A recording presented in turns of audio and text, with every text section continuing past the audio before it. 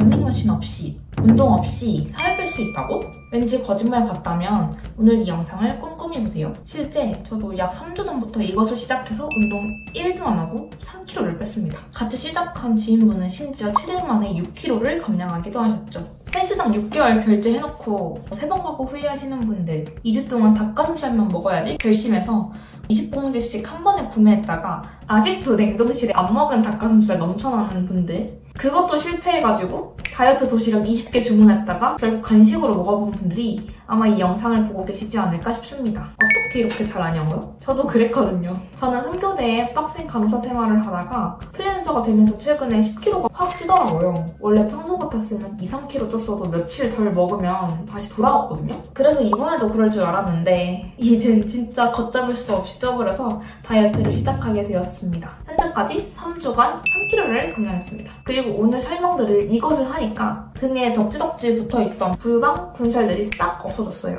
다이어트 초반엔 먹는 거 조절하는 것도 어려운데 운동까지 하긴 너무 힘들잖아요? 그래서 제가 제발 다이어트 시작하시기 전에 이 영상 먼저 꼼꼼히 보시라고 만든 영상이니까 끝까지 보고 실천하시길 바랍니다. 그래서 도대체 뭘 했길래 운동 없이 살을 뺐냐? 다이어트 초기에 꼭 지켜야 하는 한 가지를 뽑으라면 바로 설탕 끊기입니다. 뭐야? 설탕 몸에 안 좋은 거 다 아는 거잖아 라고 생각하셨다면 이 영상을 이해하면서 보셔야 합니다. 우리가 설탕 몸에 안 좋은 거 다 아는데 안 먹나요? 아니죠. 아는데도 먹는 거예요.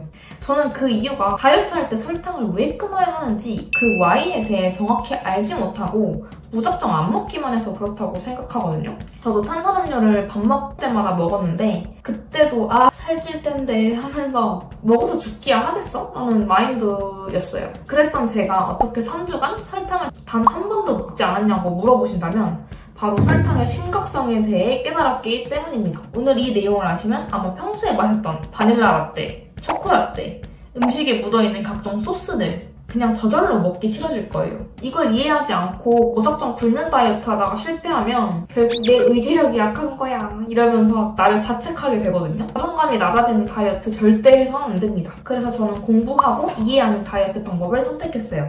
오늘도 우리가 왜 설탕을 끊어야 하는지 그 이유에 대해 쉽게 설명해 드릴게요. 설탕은 두 가지 당이 묶여있는 상태를 말합니다. 포도당과 과당이 합해진 형태가 우리가 자주 먹는 설탕입니다. 또 우리가 많이 먹는 시럽이나 탄산음료에 있는 게 액상과당이에요. 액상과당은 옥수수로부터 가공된 혼합당인데요. 그 음식 뒤에 있는 성분표에는 보통 HFCS라고 표기됩니다. 지금 말씀드린 설탕과 액상과당은 피할 수 있을 만큼 끝까지 피하는 게 좋은데요. 왜 그런지 알려드릴게요. 이제부터 집중하세요.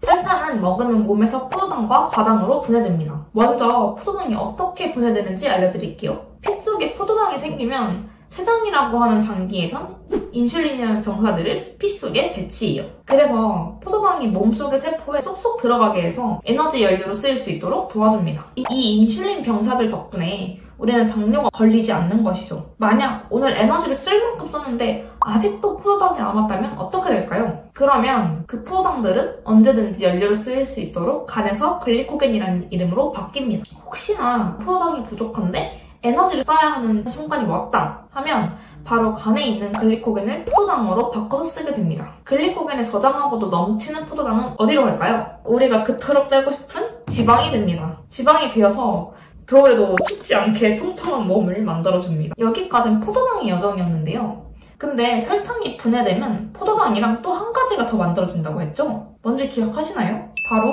과당입니다. 과당은 과일에 많이 들어있는 당이라고 해서 과당인데요. 꿀에도 많고 특히 우리가 먹는 탄산음료, 주스, 시럽 음료 등에는 가공된 과당인 액상과당이 많아요. 그래서 이 과당은 어떻게 우리 몸에서 작용할까요? 먼저 과당 간으로 가서 에너지로 사용됩니다. 언뜻 보면 포도당과 비슷하다고 생각이 들지만 과당은 포도당보다 지방 생성을 더 촉진하는 쓸데없는 능력을 가지고 있어요.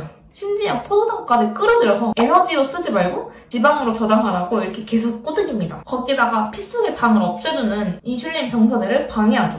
당뇨병이 있는 분들에겐 정말 피해야 할 적이 바로 과당인데요. 이런 이유에서 과당은 포도당보다 더 몸에 좋지 않은 당이라고 알려져 있어요. 결국 설탕, 과당은 많이 먹게 되면 우리 몸을 뚱뚱하게 만들 뿐만 아니라 과하게 먹으면 지방간, 당뇨병까지 생길 수 있는 원인이 됩니다. 다이어트 할 때도 무조건 줄여야 할 뿐만 아니라 건강을 위해서도 꼭 지켜야겠죠? 그래서 어떤 음식을 먹어야 되는데? 라는 생각을 하실 수도 있을 것 같아요. 그래서 제가 지금부터 딱 끊어야 할 3가지 음식을 소개해드릴게요.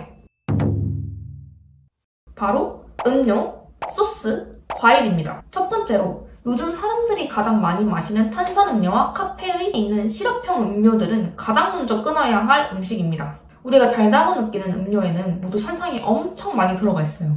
여성의 하루 권장 당량이 2000칼로리를 기준으로 했을 때 평균 40으로 보거든요.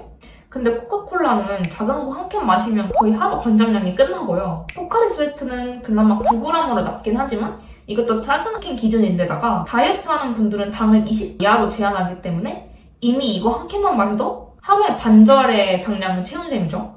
그리고 더 놀라운 건 저도 이번에 처음 알았는데 핫식스나 몬스터 같은 고카페인 음료 있잖아요. 그런 음료들이 당이 진짜 많더라고요.